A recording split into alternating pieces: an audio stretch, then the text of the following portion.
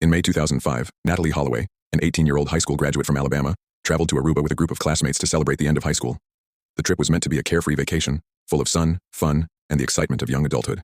On May 30th, the final night of their trip, Natalee went out with her friends to a popular nightclub, Carlos and Charlie's. Around 1:30 a.m., Natalee was seen leaving the club with three local young men, Joran van der Sloot, Deepak Kalpo, and Satish Kalpo. The three men later claimed they gave Natalee a ride back to her hotel. By the next morning, Natalee was missing. When Natalee failed to show up at the airport the next day to board her flight home, her family and friends immediately became concerned. The Aruban authorities launched a full-scale search, combing through the island, questioning the last people seen with her, and investigating possible leads. But as the investigation progressed, it became clear that this wasn't just a case of a girl losing her way or getting drunk. The more they learned about the men Natalee had been with, the more they realized something was terribly wrong.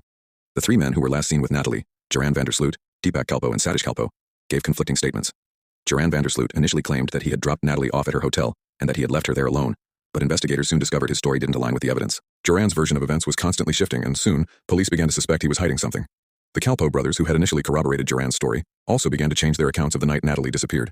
Despite the inconsistencies in their stories, there wasn't enough concrete evidence to make an arrest. After several days of searching the island, Natalee's family feared the worst, that she had been murdered. As the weeks turned into months and no new leads emerged, the investigation intensified. The three men, however, were not officially charged, despite mounting suspicion. The key piece of evidence that seemed to connect them to the crime was Joran van der Sloot's behavior and the mounting contradictions in his story.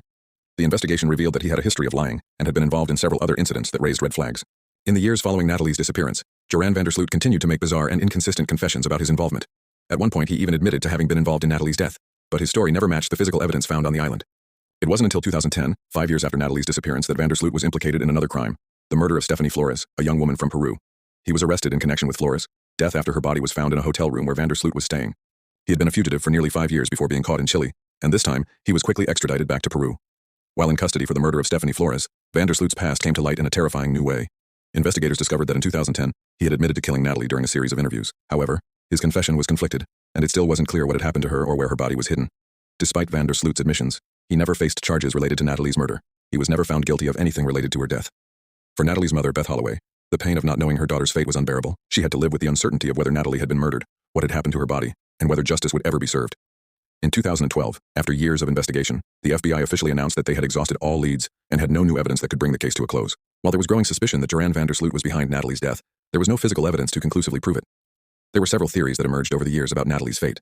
Some believed she had been drugged and then murdered by Joran, while others thought she might have been accidentally killed during an argument, with her body hidden to prevent discovery.